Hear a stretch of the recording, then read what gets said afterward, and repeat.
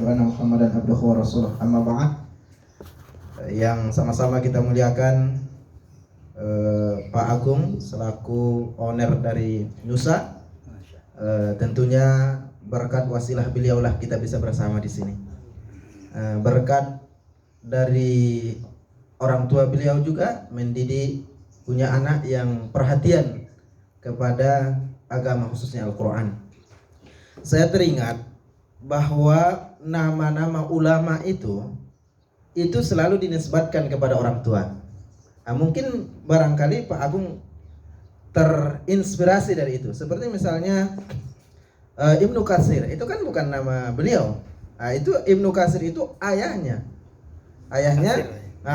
Nah itu. Dan ulama-ulama lain selalu memberikan nama itu adalah yang diperkenalkan kepada masyarakat luas itu adalah nama orang tuanya. Itu apa maknanya?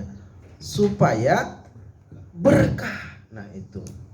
Nah, saya juga ingin memastikan untuk adik-adik sekalian, antum di sini bukan hanya sekedar menghafal kemudian selesai, bukan. Tapi ada yang lebih penting, yaitu bagaimana supaya bisa seperti Nabi kita. Walaupun tidak 100%, setidaknya kita berupaya. Nabi dikenal dengan siapa? Al-Quran berjalan. Nah, ini bagaimana supaya orang tua kita masing-masing dapat berkah dari apa yang kita baca itu? Jadikan dan pastikan setiap Anda ini masing-masing ini kelak jadi Al-Quran berjalan. Apa? Al-Quran berjalan supaya berkah. Berkah untuk orang tua, berkah untuk yang menyiapkan fasilitas begini yang Masya Allah. Jarang bisa kita menemukan seperti ini. Maka jangan sia-siakan. Harus berhasil kalau saya bilang. Kalau tidak berhasil, harus berhasil. Tidak ada kata tidak. Harus berhasil. Nah, tandanya saudara-saudaraku di sini berterima kasih, bersyukur kepada siapa yang sudah pernah berjasa untuk kita, terutama owner dari MTQ ini. Maka pastikan selesai Anda di sini menjadi orang yang bermanfaat. Lewat apa? Al-Quran. Al-Quran. Maka ada tajuk berkahnya hidup bersama Al-Quran. Ini apalagi ini kan sudah kontrak seumur hidup. Maka harus tidak ada kata tidak. Carilah keberkahan lewat Al-Quran. Saya teringat dalam sebuah riwayat juga, ketika terjadi perang di masa Rasul, banyak sahabat yang berguguran syahid di jalan Allah karena dulu bertempur dengan fisik. Ada yang mati syahid. Maka ada ayat Al-Quran kan, jangan engkau katakan orang yang gugur berjuang di jalan Allah itu bal ahya walakin la tash'urun, akan tetapi mereka hidup, kata Allah. Ini adalah orang-orang yang berjuang. Apa keistimewaan yang Allah berikan melalui Nabi ketika di dunia ini? Coba, apa yang terjadi? Ketika ini dikumpulkan seluruh orang yang mati syahid setelah selesai perang, maka ditanya oleh Nabi, siapa di antara mereka ini yang paling banyak hafalannya? Coba. Maka inilah yang pertama diistimewakan Nabi, diselenggarakan jenazahnya. Ini luar biasa. Apalagi nanti di akhirat. Di dunia ini saja sudah Allah, Rasulnya istimewakan. Pingin akhirnya saudara-saudara diistimewakan oleh Allah? Pasti kita semua pengen. Di dunia ini saja Allah istimewakan, apalagi di akhirat kelak. Nah, karena itu sekali lagi kami ingatkan, manfaatkan, gunakan waktu yang sebentar ini dengan sebaik-baiknya. Kok sebentar? Ya memang sebentar. Allah yang mengatakan dalam Al-Quran, nah, kan, perumpamaan hidup di dunia ini 1 hari di akhirat 1000 tahun dalam perhitungan. Maka kita sebentar ini. Sebentar. Nah ini beliau ini kan contohnya Ustaz Adi Mansah ini baru menikah, tidak terasa seiring berjalannya setahun, 2 tahun, 3 tahun sudah 3 putra. Saya juga begitu.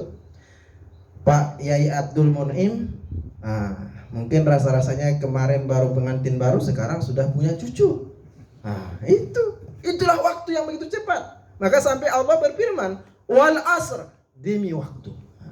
Memang kalau orang Arab mengatakan al waktu kasai, waktu bagai pedang. Kalau kita tidak pergunakan dengan baik, pedang itu sendiri yang akan menghunus kita. Maka dari itu para mahasantri sebutnya di sini ya, Ustaz. Mahasantri, saudara-saudaraku sekalian, manfaatkan kesempatan yang Allah berikan ini. Karena itu juga pesan daripada Nabi kita Muhammad SAW, wa faragaka qabla suqulika. Gunakan waktu luang, gunakan kesempatan sebelum datang masa sempit. Nah, ini waktu-waktu kalian luang ini. Belum ada tanggung jawab, belum ada anak, belum ada istri, belum ada yang nuntut, yang merengek-rengek. Kalau beliau ini udah banyak merengek. Ini tadi kan, kalau agak lama saja 3 hari, anak-anaknya di sana udah nanya, Buya kapan pulang, gitu kan? Apalagi istri sudah pasti dikontrol, khawatir nambah pos di Banjarnegara. Beda kalau Kiai yang sana kan tadi ditawarkan Kiai Mun'im ternyata beliau bukan mau S3 tapi mau S3. Ini luar biasa. Nah itu. Nah, kembali kepada memanfaatkan waktu dengan sebaik-baiknya. Nah, itu banyak sekali saya selama saya hidup banyak ketika bicara-bicara seperti ini, ketika dia tua menyesal dia. Kenapa menyesal, Pak? Dulu saya tidak sempat pesantren. Dulu saya tidak sempat menghafal Quran. Udah usia 50-60 tahun. Jadi selama Bapak 50-60 tahun kemana? Sibuk Ustaz. PG merantau lah, inilah itulah. Tak jelas tak kemana. Ini bukan mumpung ya. Selagi muda seperti ini, pergunakan. Manfaatkan semaksimal mungkin. Pastikan jangan ada waktu yang terbuang secara percuma, sia-sia. Maka saya yakin nanti dari kalian di sini akan tumbuh penghafal Quran. Bahkan nanti harapannya bisa, saya pernah dapat kiriman, itu seorang nenek-nenek yang sudah uzur, boleh dikatakan sudah lanjut usia ya. Tapi karena kedekatannya dengan Al-Quran, itu masih bisa ikut kompetisi kelas dunia. Bahkan di situ beliau itu adalah salah satu juara yang sudah, kalau dari segi usia sudah uzur, tetapi karena dekatnya dengan Al-Quran, Allah berikan keistimewaan dan kelebihan.